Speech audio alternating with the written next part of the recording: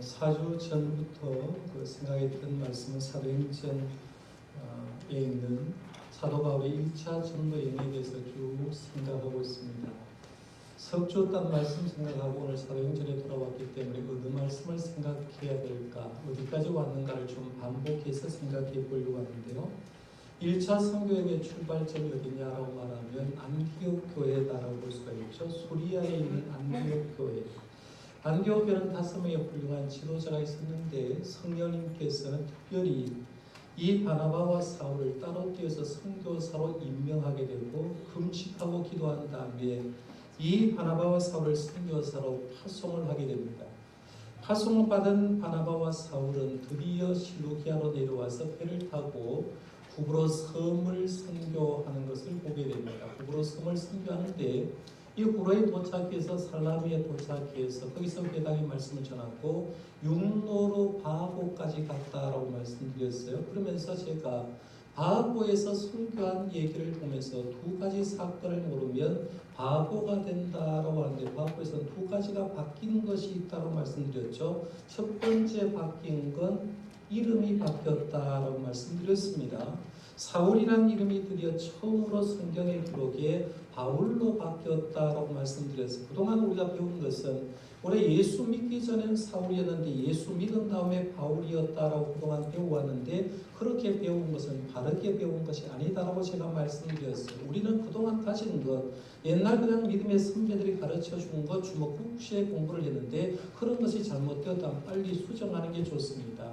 이름을 왜 사울에서 바울로 바뀌었느냐? 로마식 이름을 가지게 되었다. 이유는 뭐냐면 로마차의 사람에게 선교하기 위해서 로마식 이름이었던 이 사울이 큰 자에다가 로마식이었던 바울, 작은 자란 이름을 드디어 사용하게 되었다고 말씀드렸고요. 그 다음에 바하고에서 바뀐 게 두 가지가 있는데 두 번째가 리더십이 바뀌었다고 말씀드렸습니다. 그렇죠? 안디옥 교회와 구브로 섬까지 올 때까지는 리더십을 누가 가지고 있느냐 하면 바나바가 리더였고 사도 바울이 부목사 역할을 감당했는데 이 바하고에서는 성령님이 바울을 들어 쓰심으로 통해서 그때부터 시작해서 리더십이 바나바에서 바울로 이양되었다. 그래서 그때부터 시작해서 성경은 항상 바울과 바나바 이렇게 말하면서 바울에게 리더십이 있다라고 말씀드렸습니다. 이렇게 바하고에서 선교를 하고 그 다음에 간 곳이 어디냐면 밤빌리아 지역에 있던 버가 지역으로 갔다 그러죠. 배를 타고 다시 버가 지역으로 갔는데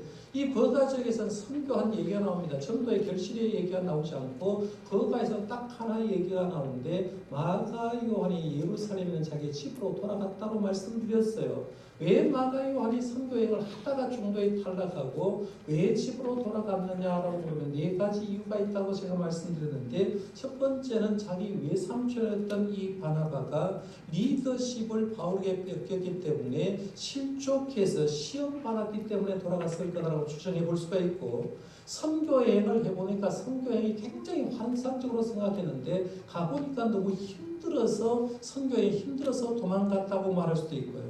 그 다음에 사도 바울이 병이 들었는데 병든 사도 바울을 책임지기 싫어서 도망갔거나 혹은 네 번째로 비시디아 안디옥으로 지금 갈색으로 보이는 지역이 굉장히 1000m 고지에 있는데 해변가에서부터 1000m 고지에 올라가려고 하니까 강도의 위험도 있고 힘든 그런 길이어서 그것 때문에 돌아갔다고 볼 수가 있습니다. 하여간 밤빌리아 버가에서 마가 요한은 땅을 가버렸습니다. 이제 바울과 바나바가 남고 그의 일행들이 남았는데 그들이 그 다음에 힘든 그 지역을 도착해서 간 곳이 비시디아에 있는 안디옥에 갔습니다. 안디옥은 똑같지만 선교지로 파송한 것은 수리아에 있는 안디옥이고 선교지는 비시디아 안디옥이라고 제가 말씀드렸습니다. 이 비시디아 안디옥에 가서 회당에 가서 말씀을 전했는데 놀라운 역사가 일어났어요. 어떤 역사가 일어났냐면 설교 앙코르 요청이 들어온 거예요. 찬양대가 찬양하고 앙코르 하는 것, 가수가 노래하고 앙코르 하는 건 당연한 얘기를 하고 있는데 설교자가 설교를 했는데 설교가 너무 은혜스러우니까 다음 안식일에도 말씀을 좀 전해 주십시오라고 부탁해서 설교 앙코르 요청을 받고 다음 주에 다시 안식일에 말씀을 전하는데요. 성경 말씀에 보면 시민들이 거의 다 하나님의 말씀을 그 다음 안식일에 들었다라고 얘기하는데, 제가 거의 다른 인원을 얘기할 때 미국 코엔신학대학교 부총장인 김형종 박사님의 말을 인용해서 당시 안디옥 시민들 한 5만 명 정도가 되는데 4만 명 정도가 아마 원형 경기장에 모였을 거라고 추정하고 그들에게 하나님의 말씀을 전했다고 말씀드렸습니다. 그 많은 사람에게 복음을 전하니까 설교를 듣고 구원받을 자는 구원받았고 그 복음이 급속도로 지역으로 퍼져가는 거죠. 퍼져가는데 문제는 뭐냐면 복음이 전해지니까 극우파에 있는 유대 사람들이 그것을 못마땅하게 여기고 안디옥에 있는 귀부인과 유력자들을 선동해서 사도 바울과 바나바를 안디옥에서 쫓아내버립니다. 결국에는 바울과 바나바는 예수의 말씀처럼 더 이상 미련 갖지 않고 발의 먼지를 떨어버리고 그 다음으로 선교지를 옮기는데 그 선교지가 오늘 말씀 생각할 이고니온입니다. 오늘은 이 이고니온에 도착한 사도 바울과 바나바가 어떻게 선교를 했고 어떤 결과가 났는지를 좀 생각해 보려고 하는데요. 이 안디옥에서 이고니온까지 우리 지도상에는 바로 옆에 도시인데요. 지금 거리로 하면 직선 거리로 125km입니다. 직선 거리. 그러니까 아마 길을 따라서 그렇다라고 얘기하면 약 140km 정도가 떨어진 지역이라고 볼 수가 있죠. 굉장히 멀리 떨어지는 지역인데 이 이고니온에서 도피를 해서 이제 거기 왔는데 거기서 어떤 일이 있는가를 생각해 보려고 하는데요. 본문 1절 말씀 이제 이해가니까요. 같이 한번 읽어보겠습니다. 1절입니다. 시작. 이에 이고니온에서 두 사도가 함께 유대인의 회당에 들어가 말하니 유대와 헬라의 허다한 무리가 믿더라. 아멘. 제가 1절 말씀 가지고 설교를 계속 오래 할 겁니다. 그러니까 1절 말씀이 여러분 편히 한 말씀 같은데 1절 말씀은 굉장히 귀한 것들이 있는데요. 이 말씀을 중심해서 사도 바울과 바나바의 선교의 특징을 한 4가지 정도 찾아볼 수가 있는데요. 바울과 바나바는 선교행을 하는데 첫 번째 특징이 뭐냐면 기쁨과 성령이 충만했다 하는 걸 보게 됩니다.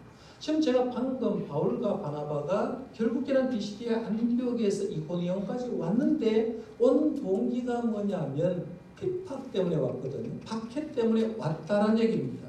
근데 여러분 한번 생각해 봐요. 여러분 지금 교회를 오려고 했는데 그럼 지금 하나님 앞에 예배하러 왔는데 집에 있는 아는 사람이 교회 가지 마세요.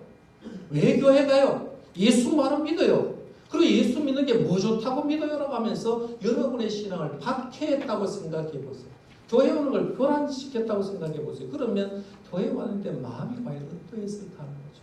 예배를 드리는데 뭔가 기쁨도 없고 성령 충만도 없을 가능성이 많습니다. 그러면 바울과 바나바도 비시디아 안디옥에서 복음 전하다가 박해자들에 의해서 박해를 받아서 이고니온으로 왔는데 그들의 마음은 어떠했을까라고 보니까 오늘 말씀 1절 앞부분에 보면 52절 13장 52절에 이렇게 말합니다. 제자들은 기쁨과 성령이 충만하니라 라고 얘기합니다. 핍박이 왔는데도 그들은 슬퍼하지 않았다는 거죠.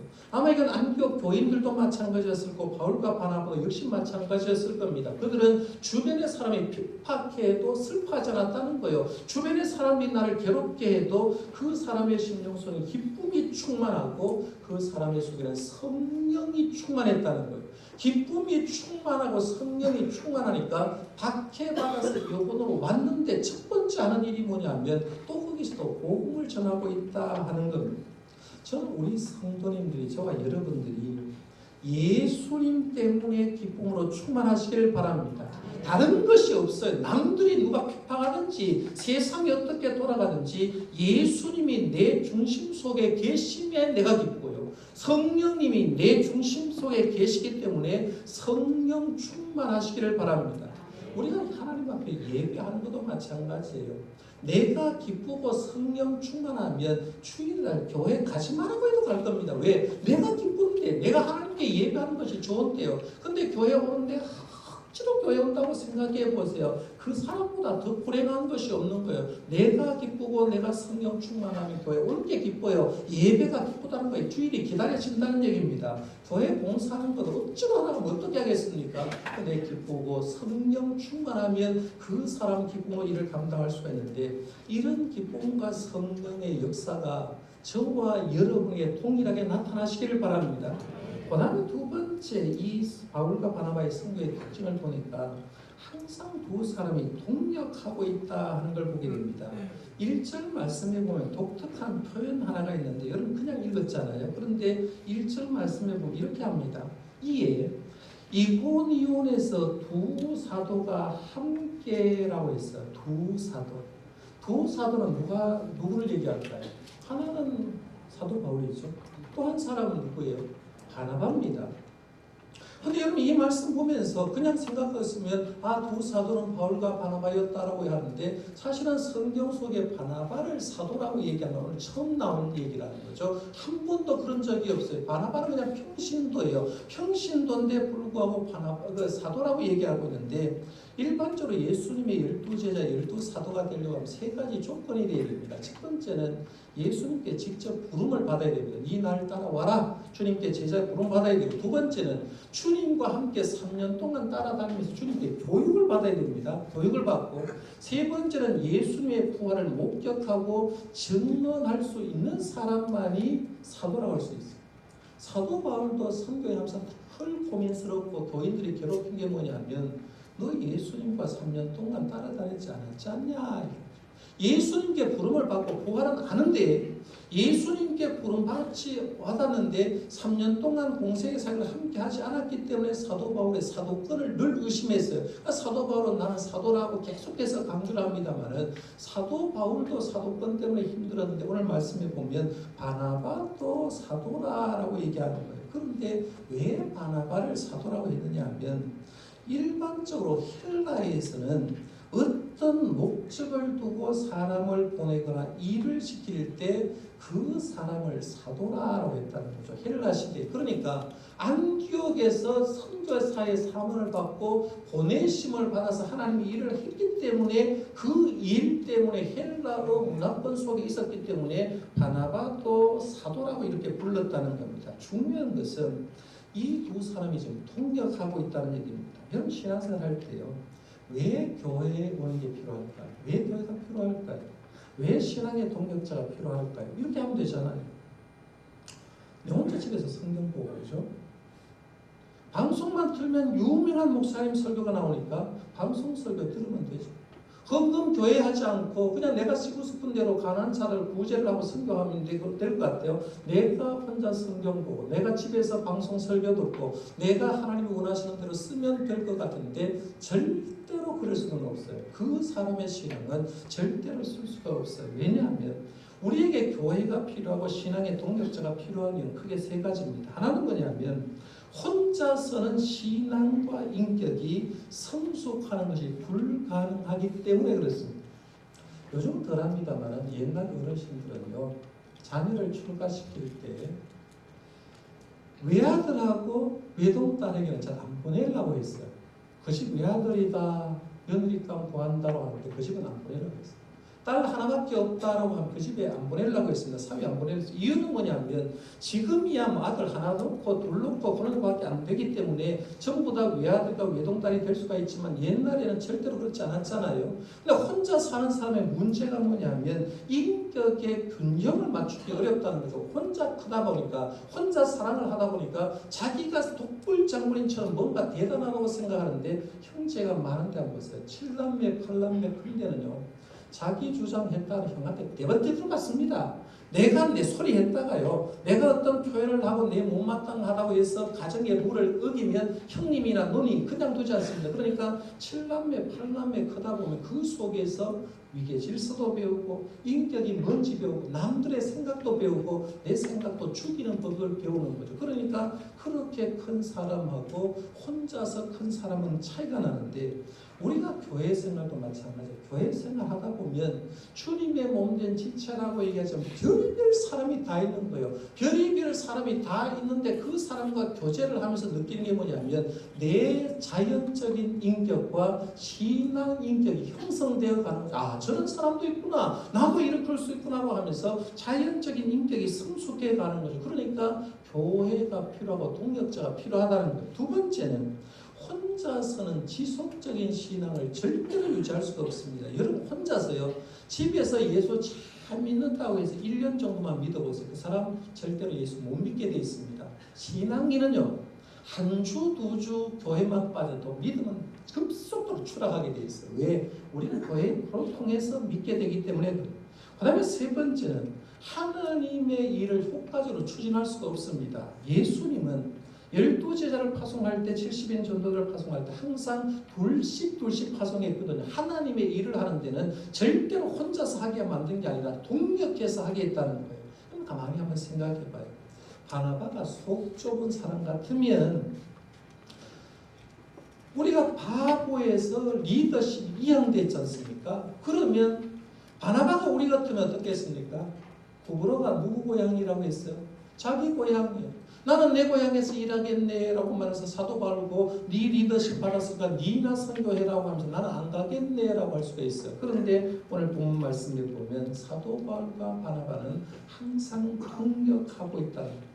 여러분 신앙생활하면서요 독불 장군처럼 하지 마십시오. 교회에 왔다가 가만히 보면요 축도하기 전에 도망가는 사람이 있어요. 2부에는 잘 없어요. 1부에 도망가는 사람이 있어요. 목회자하고 인사하는 거 힘듭니까? 아니잖아요.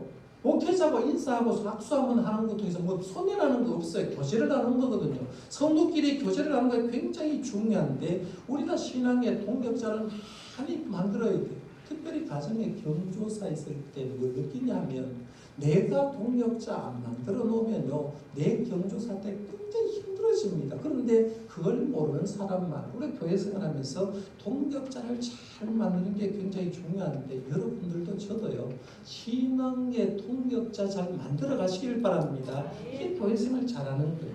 그 다음에 세 번째 바울과 바나바의 선교의 특징은 항상 어디를 가나 유대인의 회당에서 먼저 전도했다는 거죠. 이미 말씀드렸습니다. 유대 사람은 로마차에 다 흩어져 살고 있었습니다. 유대 사람이 있는 곳은 항상 회당이 만들어졌는데요. 회당이 있는 곳에 사도 바울이 선교여행을 할 때는 항상 먼저 회당에 들어갔습니다. 오늘 말씀도 1절에 한번 보세요. 두 사도가 함께 유대인의 회당에 들어가 말하니라고 했어요. 여기 보면 우리 한글 성경으로 그냥 보면 별거 아닌 것 같아요. 두 사도가 함께라는 말을 동력의 의미로 생각할 수가 있는데 원래 이 말은 그런 뜻이 아니에요. 두 사도가 함께라는 원어적인 의미는 이런 뜻입니다. 이전과 마찬가지로라는 뜻이 이전과 마찬가지. 전과 같이라는 뜻이 있어요. 그러니까 이 말을 이렇게 풀이하면 이런 겁니다. 두 사도가 이전과 마찬가지로 두 사도가 전과 같이 유대인의 회당에 들어갔다는 거죠. 사도 바울은 어디에 가나 구브로 섬에서 선교할 때도 비시디아 안독에서 선교할 때도 그리고 이고니에서 선교를 할 때도 항상 전과 같이 했는데 항상 어디에 가나 회당에 먼저 들어갔다는 거죠. 회당에 들어가서 선교를 했는데 왜 회당에 들어갔을까? 두 가지 이유입니다. 하나는 뭐냐면 사도 바울은 동족을 굉장히 사랑했습니다. 동족을 사랑했기 때문에 자기 민족이 구원받는 걸 굉장히 중요시 여겼어요. 항상 고민했습니다. 로마서 9장 3절에 보면 사도 바울이 동족을 어떻게 생각했는지가 나오는데요. 이렇게 말합니다. 한번 같이 읽어볼까요? 시작. 나의 형제 곧 우리의 친척을 위하여 내 자신이 저주를 받아 그리스도에게서 끊어질지라도 무른하는 바로라. 아멘. 사도 바울은 동족이 구원받는다고 하면 나는 예수님께 끊어져도 된다. 물론 끊어지기를 원해서가 아니라 내 동족 구원받는 그만큼하게 정성을 기울였다는 거예요. 두 번째 회당에 들어가서 전도한 이유는 복음을 효과적으로 전도할 수 있는 곳이 바로 회당이었기 때문에 그렇습니다. 그런데 회당에 모인 사람은 유대인이나 헬라인이나 이미 하나님을 알고 있는 분이 성부 하나님을 알고 있고 구약 성경을 알고 있는 분입니다.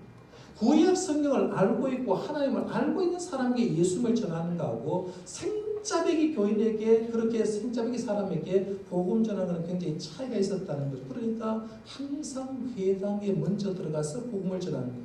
그 다음에 네 번째로 바울과 바나바의 선교의 특징을 보면 항상 어디에 가나 반복해서 전하고 싶어하는 메시지를 가지고 있어요. 그 메시지가 예수 그리스도십니다. 오늘 말씀에 1절 말씀 잠깐만 제가 생각하려고 하는데 1절에 보면 이렇게 말합니다.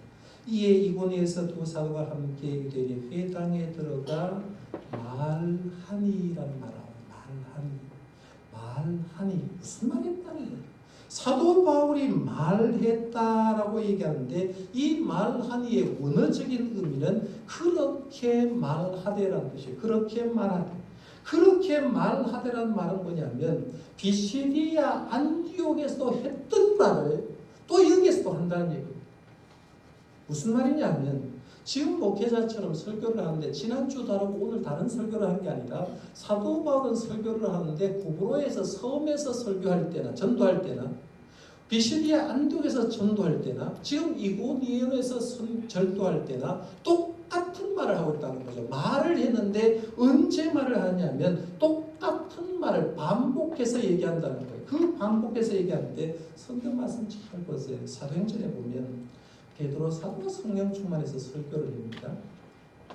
바나바가 설교를 한 적도 있고 스데반 집사가 순교하기 전에 설교를 했죠. 빌립이 복음을 사마리아에 가서 전했습니다. 오늘 말씀에 보면 바울이 또 전했다라고 얘기하는데 누가 전했든지 메시지 핵심은 똑같습니다. 핵심은 뭐예요?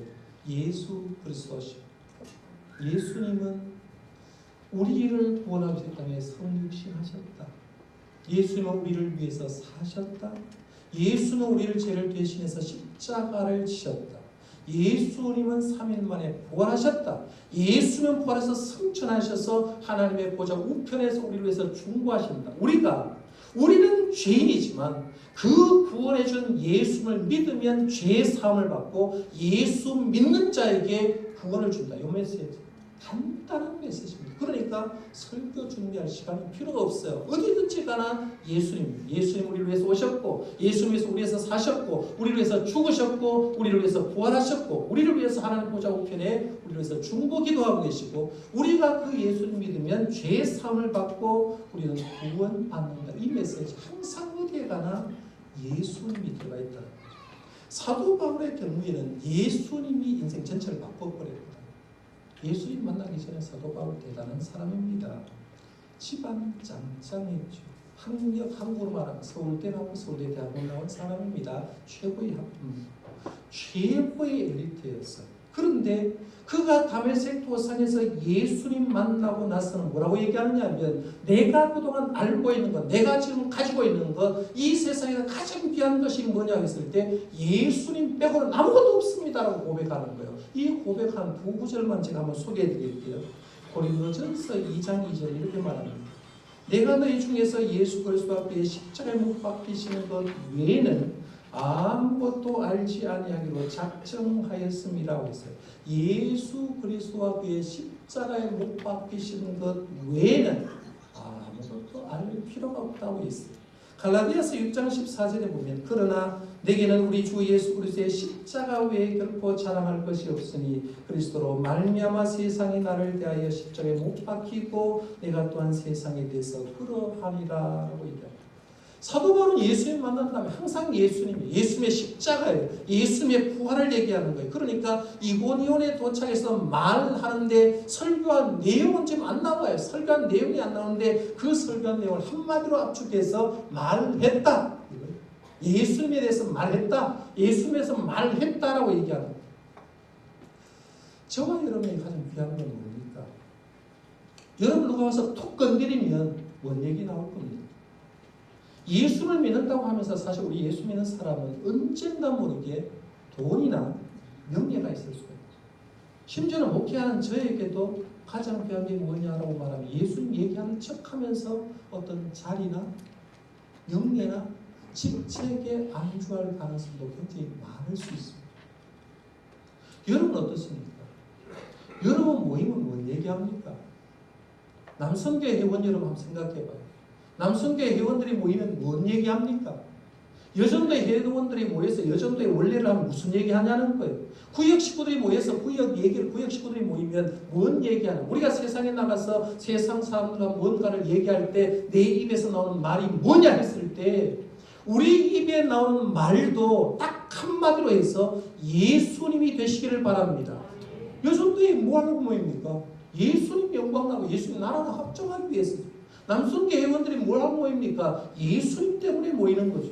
이런 모임이 되면 우리들도 마찬가지로 언제 어디서나 입만 열면 바울처럼 예수님 얘기하고 십자가 부활 얘기하고 예수 믿으면 죄사함 받고 예수 믿으면 구원받는다는 말을 내 입에서 할 수 있기를 바랍니다. 이게 사도 바울의 성도의 특징이었다는 거예요. 자, 그러면 정리 한번 해보겠습니다.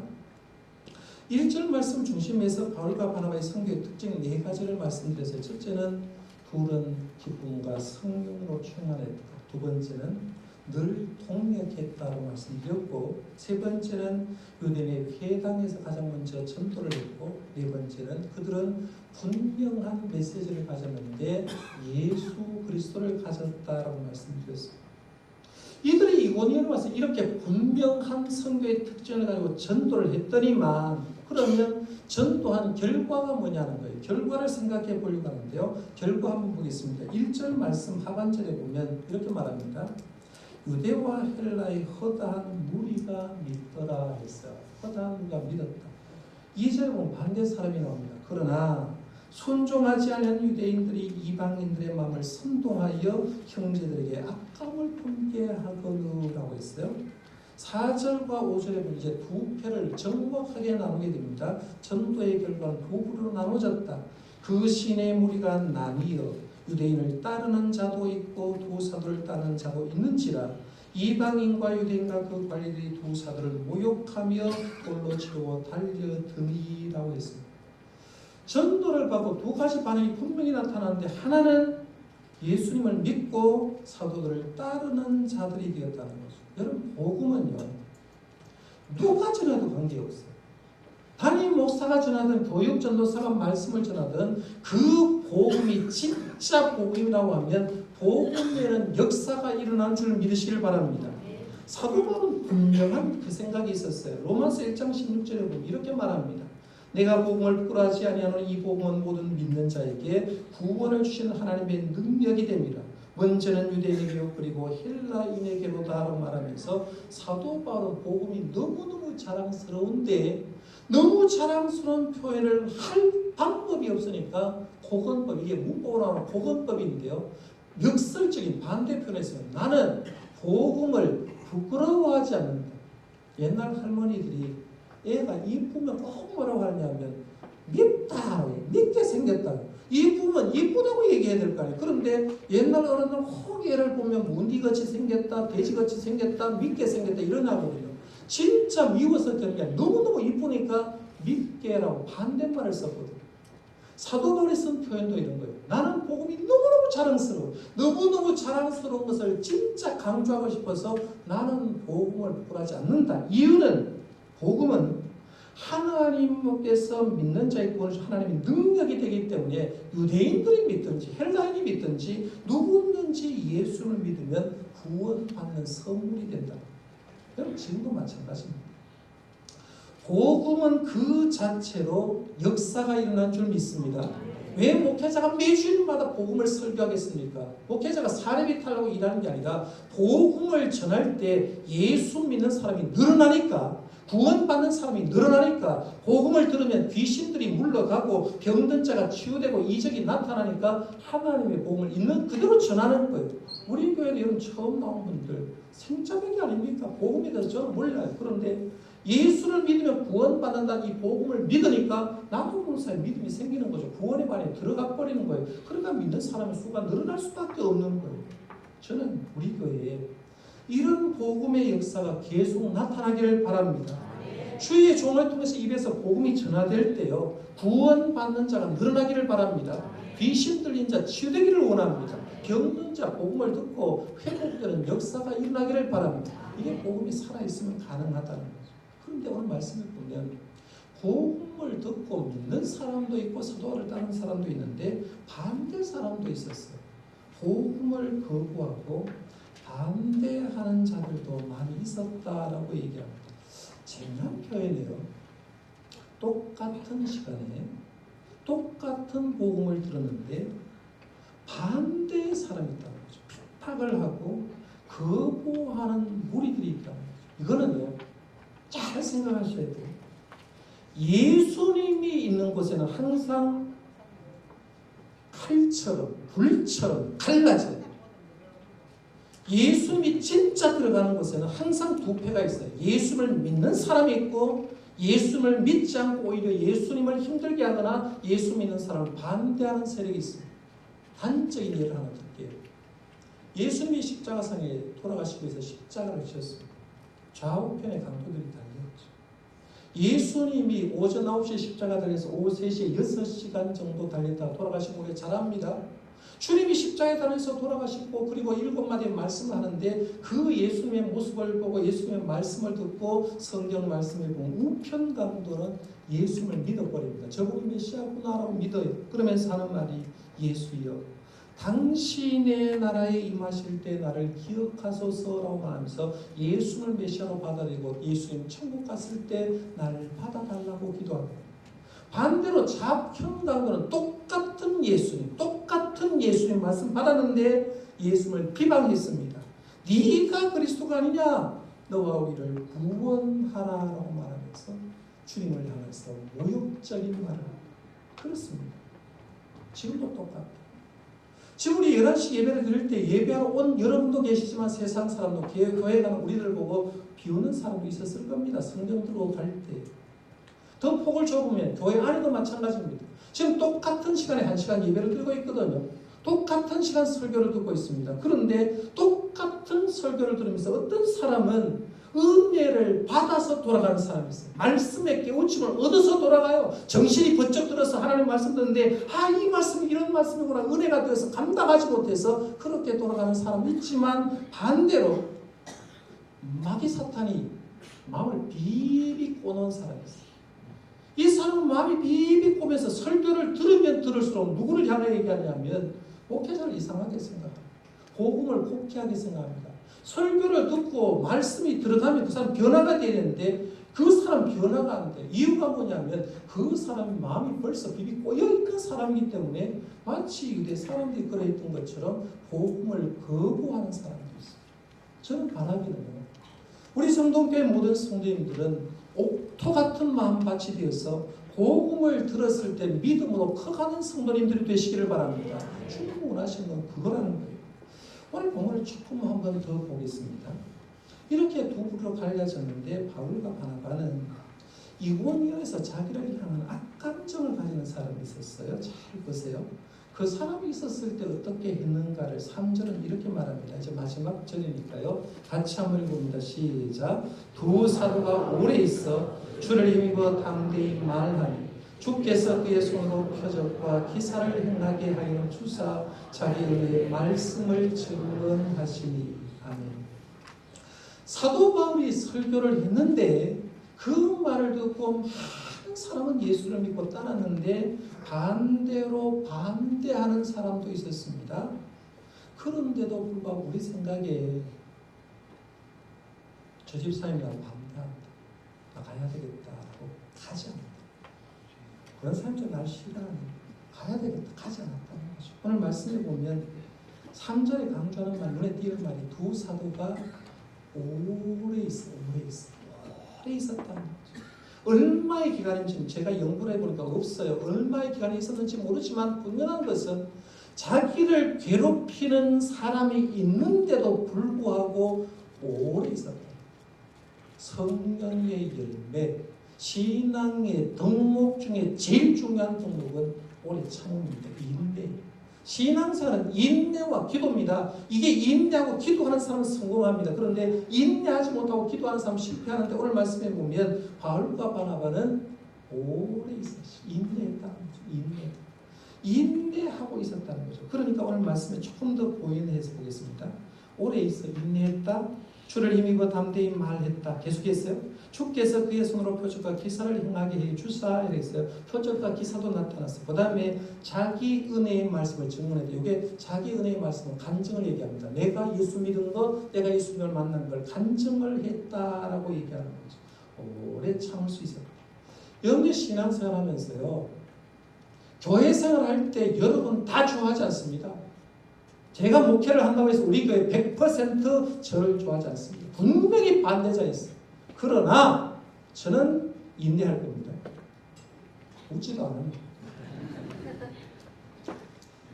어느 집단이나요 100%는 없어요. 그걸 알면 내가 하나님의 일을 갈 때 인내하시라는 거예요.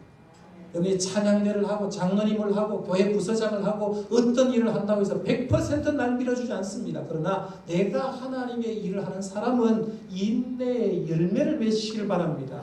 그러면 내가 하나님 앞에 쓰임받는 거예요. 결국에는 이렇게 인내하다가 하나님의 때가 되어서 드디어 선교지를 또 떠납니다. 루스드라와 더베로 선교를 옮기는데 옮겨서도 실전에 보면 거기서도 복음을 전했다. 오늘은 여기까지 생각하고요.